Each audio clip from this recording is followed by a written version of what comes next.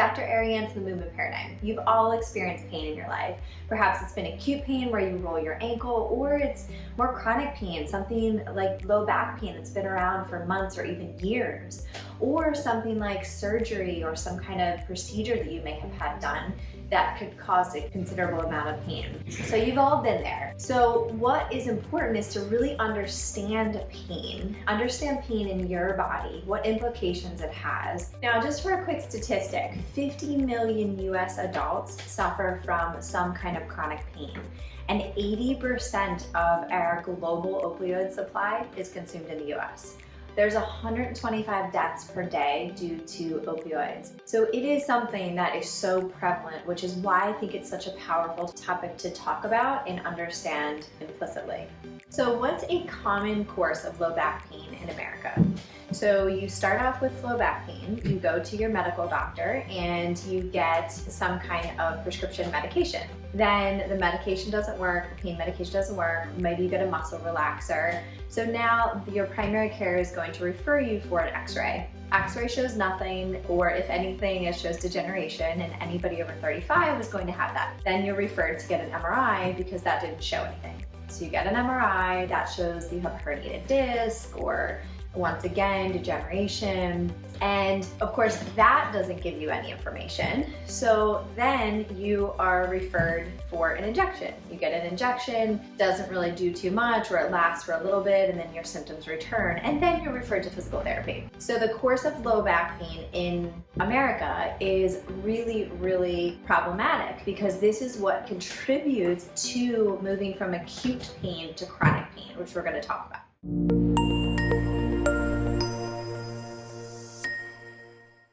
So what is the definition of pain? So it is an unpleasant sensory and emotional experience associated with tissue damage or potential tissue damage. So essentially, pain is an alarm system.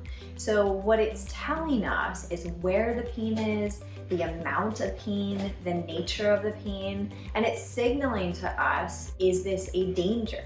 So now let's talk about acute pain versus chronic pain. Let's take the example of acute pain where you put your fingers on a hot stove. So what's happening is we have nociceptors, which are receptors in the skin that are sensory receptors that will signal through the spinal cord to the different areas of the brain to create some kind of motor response or reaction. So with somatic pain, the idea of if we put our hand on the hot stove, we are signaling to the brain to pull back. Now we could also have visceral pain, which can be an acute pain episode as well. And this could be the organs or the lining of the organs. All of this can create some kind of ongoing acute pain. And if you've ever had a surgery or something like that. And then of course, referred pain. So if someone was having a heart attack, they could feel referred pain in their left shoulder. So all of these can be different forms of acute pain.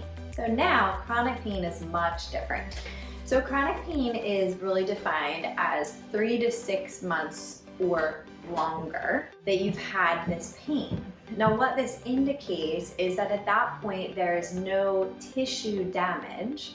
However, your brain is sensitized and signaling that there is still quite a bit of danger that is happening. So you could even have a heightened sense of pain because your brain is still perceiving that this pain is happening, despite, let's say, for example, the ligament that is now healed or the strain in your hamstring that is now healed. So the key take home with this is pain is not directly correlated to the amount of tissue damage. For example, someone that has chronic pain for years, that would indicate that there is no tissue damage at that point, but it could be very, very heightened. And then we could have someone that's had an acute pain, which could be an acute tissue injury that could have a very low level of pain. Now that you know a little bit more about acute versus chronic pain, recognizing that it is not necessarily related to tissue damage, it's important to know what you can do about it. And recognize that it is not simply a matter of taking that Advil or Tylenol,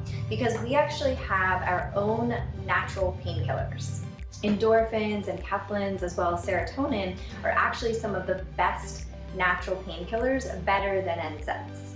And I've mentioned this before, But it is important to recognize that as it relates to pain, it is not simply a sensory experience. It is always an emotional experience as well.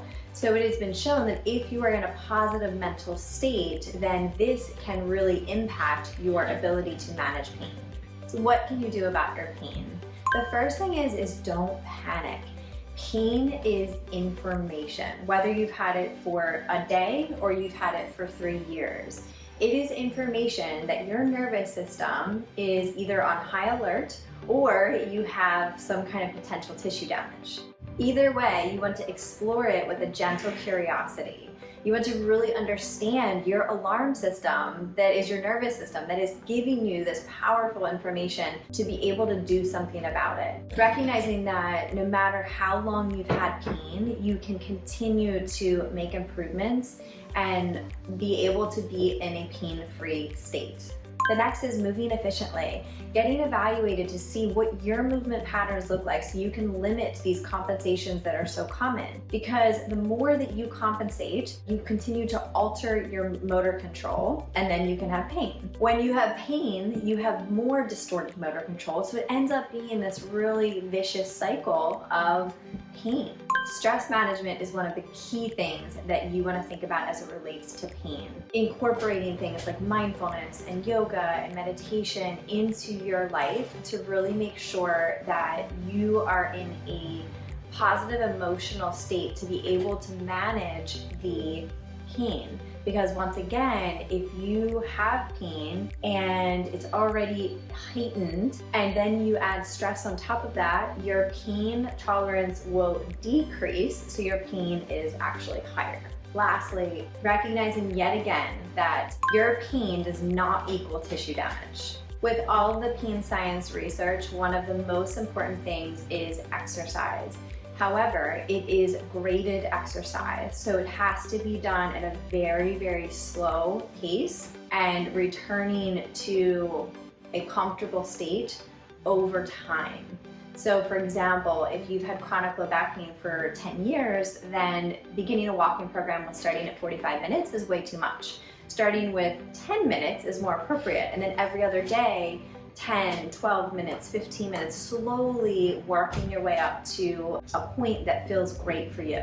So that's just a quick taste of a little bit of pain science and how you can manage pain in your life. So hopefully this was helpful for you. If it was, give it a like, give it a share to someone who might need it. And please make sure to subscribe to our YouTube channel, The Movement Paradigm. And I look forward to seeing you next week. Thank you.